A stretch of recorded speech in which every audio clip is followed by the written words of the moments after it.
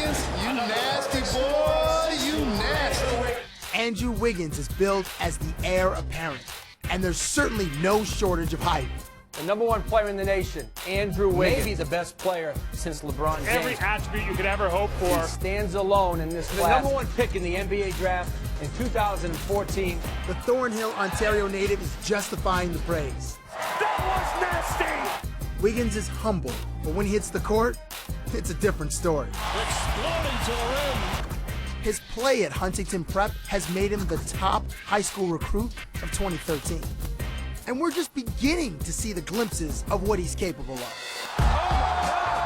Andrew Wiggins brings the house down. Time will tell just how good he'll become.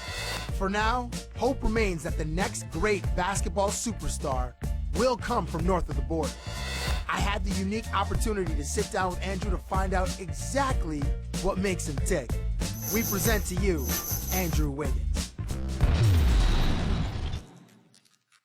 Ladies and gentlemen, the young man to my left carries the burden of being the #1 rated high school basketball player in the United States of America, and he's a Canadian. Welcome, Andrew Wiggins. How are you? I'm good, I'm good. Before we get into the business of the interview, do you have a nickname? Like, is it Drew? Is it Wiggy? Is it Deuce? What do people call you? Andrew, Wiggins, Wiggs, Wiggy. Wiggs and Wiggy? Yeah, basically.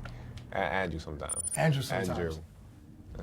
But which one do you hear most often? Wiggins. Wiggins. Just your last name. Yeah, it's my last name. Okay. Now, when I was 18 years old, my greatest concern. This is 1 and 1A. Okay, my greatest concern, one, was to get like an 80 average so I can go to university.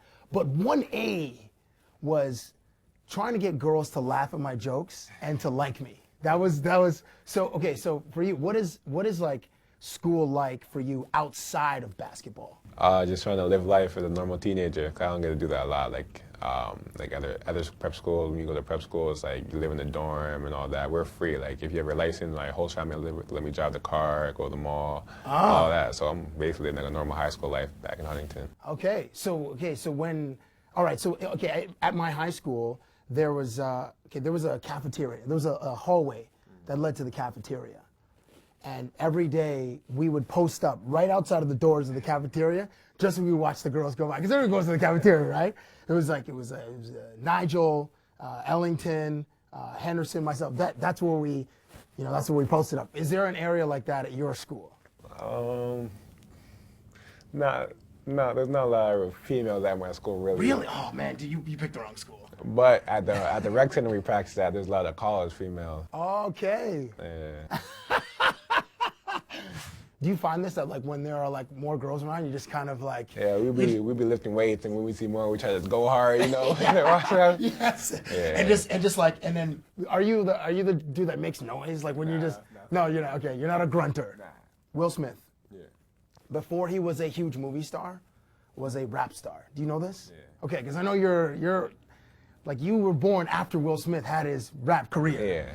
He had a song called Parents Just Don't Understand. And in the song, he's sort of articulating the frustrations between his parents and him being a teenager and like having a rep and all that stuff. What is the thing that your parents don't quite understand about your life as a teenager? I think they understand everything because I have 3 older siblings. I have an older sister and 2 older brothers. Okay. So I think they kind of learn from them. So I'm just there coasting along. They let me do stuff that normal teenagers should do. So you're the baby. I'm middle child. I got 2 younger sisters too. Oh, okay. I got a big family. Yeah. Oh, okay. Well, then you have the middle child. He does get to coast, or Yeah. she. They do, because the older one is the guinea pig, and the baby gets all the attention. So you're just kind of Coasting through. But with that said, you do get a lot of attention. Yeah. You must get a lot of attention. Yeah. Do you have a date for your prom or your graduation yet? No, not yet. Not yet. What are you gonna do about it? I don't know. I might go with some girl back in Canada at my old high school. But You might bring her down, or you might go to hers? I might go to hers. Like after my school ends, I might go to. I don't know who I'm gonna go with. I gotta think about it.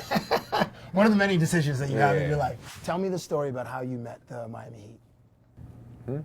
the story behind meeting the Miami Heat. I read on Twitter that when the Raptors hosted the Miami Heat, that Ray Allen and some of the guys were talking about you in their locker room. And then one of them told you about it. That's what I read on Twitter. Was this the case? I don't really know how I got down there, but I ended up going down there and seeing them. And they said that they were talking. I can't remember who said. I can't remember if it was LeBron or Allen. One of them said they were talking about me. I felt good. So did you get to chop it up? Like, did you get to like? Yeah, I talked to them. For a little bit or for a? I talked to Allen for like five minutes. Okay. Talked to LeBron for some time too. It's not every day that one of the best ballers in the world is complimenting your game, but Andrew Wiggins isn't your everyday teenager. If he didn't already garner enough attention, he got an avalanche after appearing on the cover of Slam magazine. We speak about it after the break. If we could peer into his parents' living room, the awards and trophies belonging to Andrew Wiggins are starting to pile on top of each other. Add the Gatorade Player of the Year to the stacks on stacks on stacks. For the #1 rated high school recruit in the United States, it brings a ton of attention. We discuss his reputation. They say that it takes 5 years to build a reputation.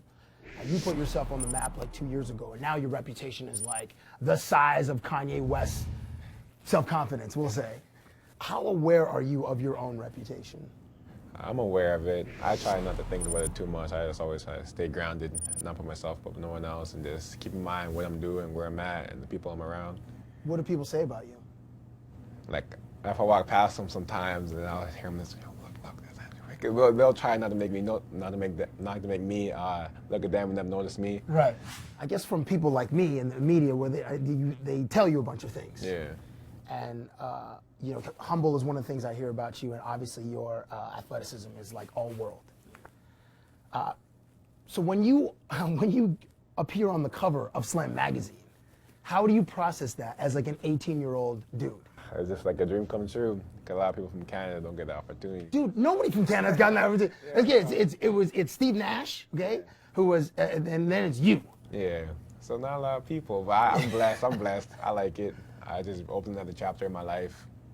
Obviously makes me more exposed to all the people around America. And yeah, dude, it's. How did you find out? Me, I went to the photo shoot. I didn't know about the photo shoot till like the weekend. I went to the tournament, and I was doing a photo shoot with Jabari. So I was like, oh, I'm gonna be in Slam. I didn't really know till then, like that weekend. So okay, and then they told you, hey, this is gonna be our cover story. Yeah, that's what my coach told me. I didn't know till then. Because I was gonna say, like, once you found out, like, you must have just, I mean, any person with, I guess, a bit of time to prep would have been like, I gotta get new kicks, I gotta get a fade, I gotta get like new gear. Do you have those things like running through your head? Like, you're just a regular kid, and you know you're gonna be on the cover of this iconic magazine. There must have been some sort of nervousness or anxiety about what you're going to look like. I like how I look, you know. I'm confident about how I look, so I don't really, you know, I don't worry too much about all that stuff. Folks at home lost their mind when this image was like tearing through the internet, on Facebook, on Twitter. What's the response that you've gotten from Canadians about you being the first Canadian-born athlete on the cover of this magazine, Slam magazine? It's been too much to remember. This crazy. This going crazy over it. Be like, my friend, my bro, I know you for so long. You're on the Slam magazine, doing it big, grew up in Canada, all stuff like that. Just to fill the viewers in, Sports Illustrated wrote an article about Wiggins in February questioning his talent. Wiggins responded that night with a career-high 57 points, going 24 for 28 from the field on 85% shooting. What a way to silence your critics. Did you play with anger in that game? Or you were on a mission? It's not really like that. Like that article came out, but in that game, my shot was just falling. Like I was 24 for 28, so I'm gonna get a lot of points from shooting like that. Like I was hitting on my threes, all my little mid-range. Yeah, but what you were like, okay, I don't want to say you were like extra motivation, but it was. It was in my head. Yeah. I was like, I'm gonna show them wrong, you know. Did my thing, show them wrong. Dude, you did the thing everybody knew. Like it was gross. Like when we saw it, like the Twitter sphere was like 57 points. It was amazing. Yeah. The Andrew Wiggins mixtapes are explosive. After the break, he gets an introduction to analog technology. You know you've reached a point of critical mass when fans are creating highlight tapes of your plays. He's got so many mixtapes. Andrew Wiggins has reached that point, and it will only grow once he steps onto campus suiting up for a collegiate team. Now, we've seen recruiting trips in the movies, but what are they like in real life? He shares his experience. What's the response been like for your mixtapes? My last one, I got a lot of, oh, that's the best mixtape of the year. I think it's a pretty good mixtape. I think it's my best one yet. See, here's the thing. Like, okay, so for people at home, your mixtapes on YouTube cumulatively have millions of views. Yeah. And that's unbelievable. There was a time where mixtapes, I'm not sure if you're aware of this, was in an analog form, and it was just sound. So the DJs in the 90s would blend like the hottest tracks together and create these mixes on cassette tapes. Yeah. Are you aware of like cassettes? No. Well, listen, I brought something for you. Oh, yeah. This is, I don't know. Have you ever held a cassette tape? Yeah. Have you? Yeah. Please go touch it. Yes. So this is one we made for you. It's called the Maple Jordan Mix. The Maple Jordan Mix. Now you, I mean, good luck trying to find a device to play what's on this. Yeah. But I think we can. So that's for you. Thank you, appreciate it. When I brought you a mixtape, yeah, and I was like, good luck finding something to play this on a cassette. Yeah. Hold, please. And when I found you a cassette recorder, it's not the, and I brought something special for you. Just go ahead and you put those on. Yeah, dude, those haven't been worn since the '89. Go ahead and press play there. Yep.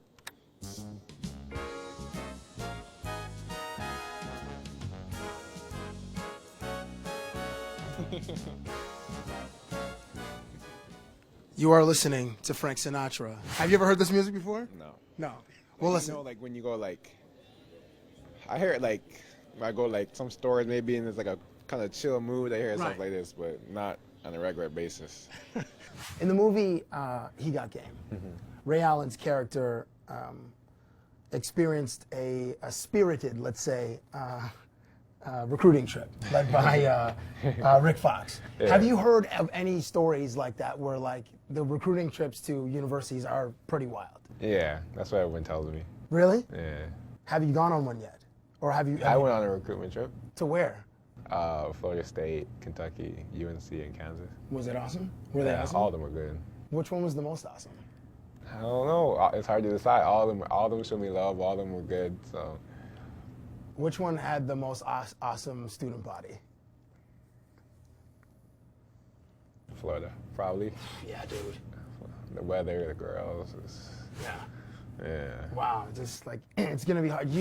Sometimes you're just gonna have to stay in your house. Yeah. Like you just like practice school and just like, hey man, I just gotta go home. Like, just stay home. So I have some factors. I'd like you to rate the factors on what is the most important factor to the least important factor of how you are going to decide which school you will play collegiate basketball for in the fall. These are the factors. Take a look. There's the school's reputation, the coach, the teammates, and the band. The band.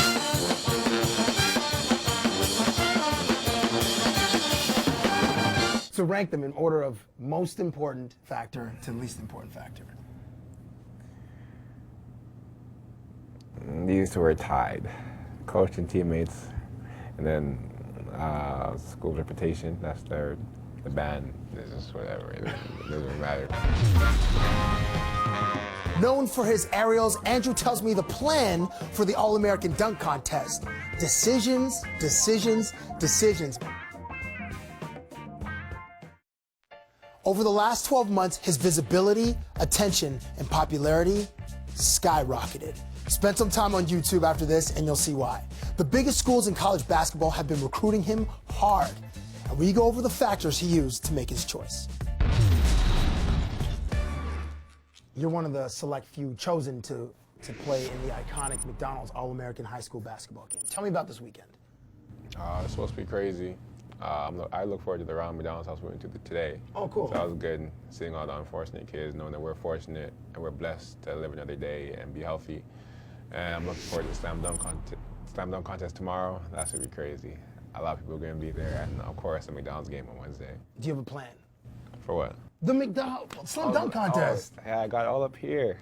How are you gonna? Okay, tell me. Give me a little bit of the plan.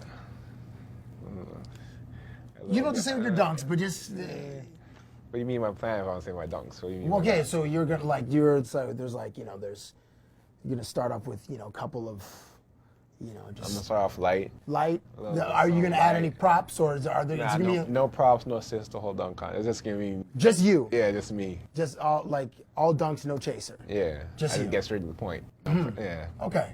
So we're gonna see like a throwback to Vince had Tracy McGrady, but the way Terrence Ross just tore it up in the NBA All-Star Weekend in his dunk contest. Just him. It's gonna be just you. Yeah. How was the dunk contest for you? It was good. I missed my first couple dunks, but I know I could pull it through, so I just kept trying and eventually made it.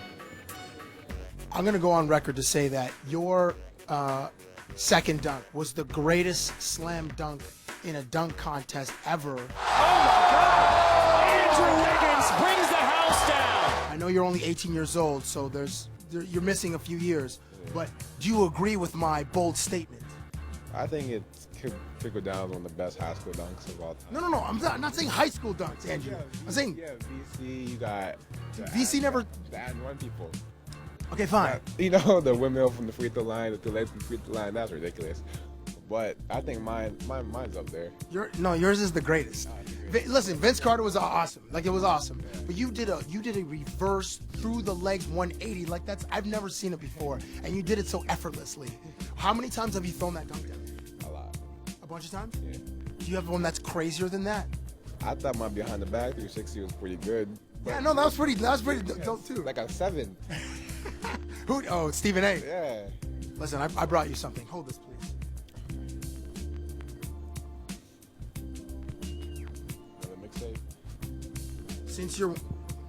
Since you're one of the highest flyers ever, I brought you a NASA t-shirt because the stratosphere in which you play is way up there. So that's for you. Appreciate it. Andrew, what do you think the next 12 months of your life is going to be like? Hopefully I'll live up my summer. It'll be my last free summer probably. So looking forward to Carabana in Toronto. Hopefully I'm there for that. Yeah, that's a good time. And I'm going to be off to college. College is hard work. Hopefully I win a national championship. And then from there, hopefully I can, if I'm good enough, I can go to the NBA. If not, go back to college, That's a pretty exciting 12 months. Yeah, it's pretty exciting. Is it like, does it feel like what you thought it was going to feel like, the stuff leading up to it? Yeah, it's a lot of, it's sometimes pressure, but it's also excitement and all that, like joyful and at the same time. Like it's more excitement and joyful than it is pressure. I'm happy to have met you at this point, where you're at the beginning of, your trajectory is like going to friggin' Neptune. But while you're on Earth, I'm happy to have met you now, and all of us in Canada and everybody who watches you, I'm sure are big fans, and we wish nothing but the best for you. Thank you, appreciate it. Very nice to meet you. Who's the most famous person you have in your cell phone? Can't tell. What do you mean you can't tell? Is it a dude or is it Rihanna? I can't tell. What do you mean you can't tell? I just can't tell. Why can't you tell? You're not giving the person's phone number, Andrew. I know, but still. But, me and Drake are from the same, we're both from Toronto, so I mess with Drake. That's cool. Me and him are cool. That's cool.